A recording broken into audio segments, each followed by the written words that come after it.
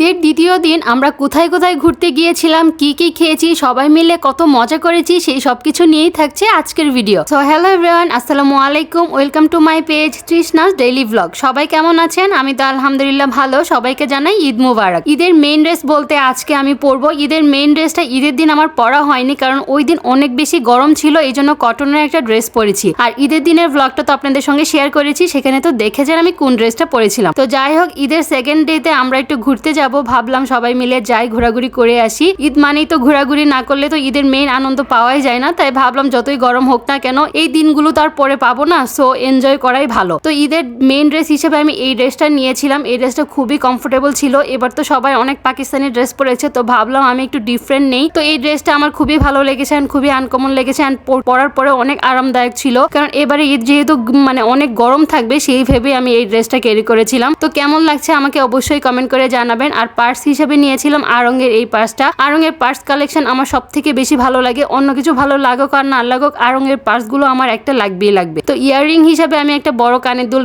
পরেছি, আর ব্রেসলেট হিসেবে নিয়েছিলাম গোল্ডের একটা ব্রেসলেট। তো এই তো সাজুগুজু করে আমরা চলে আসলাম দিনাজপুর বড় মাঠে। আমি শুনেছি শুধু বাংলাদেশ নয়, এশিয়ার সব থেকে বড় ঈদের জামাত এখানেই অনুষ্ঠিত হয়, কারণ এটা বিশাল বড় এরিয়া নিয়ে হয়েছে। এখানে আমি শুনেছি লক্ষাধিক মানুষ নাকি ঈদের নামাজ পড়তে আসে। তো যাই হোক, আমরা তো ঈদের সেকেন্ড দিন এসেছিলাম, অনেক সুন্দর করে সাজানো ছিল, এটা অনেক ভালো লেগেছে। আমরা সবাই মিলে অনেক ছবি তুলেছি, ভিডিও করেছি, ঘোরাঘুরি করেছি। এগুলো করতে করতে সন্ধ্যা হয়ে গিয়েছে। তারপর আমার হাজবেন্ড বললো চলো আমরা একটা রেস্টুরেন্টে যাই, রাতে ডিনারটা করে আসি। তো কিছুদিন আগে একটা ভিডিওতে দেখেছিলাম আমার ফুড মিউজিয়াম নামে এই রেস্টুরেন্টটা ওপেন হয়েছে দিনাজপুরে। খুবই সুন্দর ছিল এদের ডেকোরেশন। ঢুকতেই দেখলাম ইন্টেরিয়রটা অনেক বেশি সুন্দর ছিল আর অনেক বড় ছিল। তো এটা দেখে একদমই আমার মনটা খুশি হয়ে গিয়েছে, কারণ অনেক সুন্দর ছিল এটা রেস্টুরেন্টটা। কিন্তু একটা জিনিস খারাপ লেগেছে, অনেক বেশি রাশ ছিল। ঈদের টাইম বলে কথা, রাশ তো থাকবেই, কারণ অনেক মানুষ এসেছে এখানে। তারপর ভাবলাম রুফটপে যাই, এখানে খালি পাই কিনা কোনো সিট। এখানে এসে দেখি এখানেও কোনো সিট খালি নাই, একদম হাউসফুল ছিল পুরো রেস্টুরেন্ট। অনেক বেশি রাশ ছিল,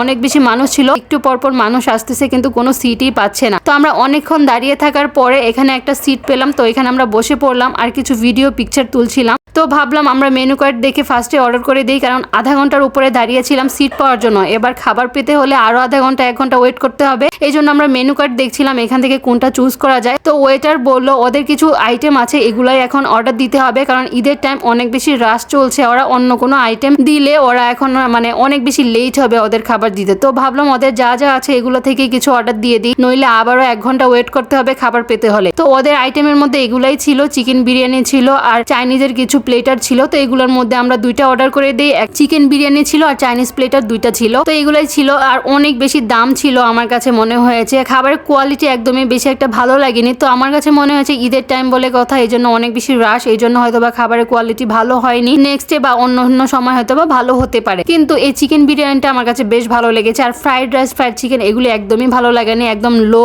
মানের ছিল আমার কাছে। তো যাই হোক, যাই ছিল তাই খেয়েছি। ঈদের টাইম যেখানেই যাই সব জায়গায় এরকমই অবস্থা হয়। তো আমরা এগুলো খেয়ে দিয়ে আমরা সবাই মিলে আবারও এনজয় করছিলাম, পুরা রুফটপটা ঘুরে ঘুরে দেখছিলাম, অনেক বেশি বড় ছিল। আবারও কিছু ভিডিও করছিলাম, ছবি তুলছিলাম। আচ্ছা, আপনারা সবাই আমাকে জানাবেন এই ড্রেসটাতে আমাকে কেমন লাগছে, অবশ্যই কমেন্ট করে জানাবেন। এই যে আমি আর আমার হাজবেন্ড আর আমার দেবর, আমরা 3 জনে মিলে এসেছিলাম, বাকিরা সবাই গরমের কারণে বের হয়নি। তো যাই হোক, আমরা অনেক বেশি এনজয় করেছি, অনেক বেশি ঘোরাঘুরি করেছি, অনেক বেশি মজা করেছি। তো আজকের ভিডিওটা এই পর্যন্তই। কেমন হলো জানাবেন। আল্লাহ হাফেজ।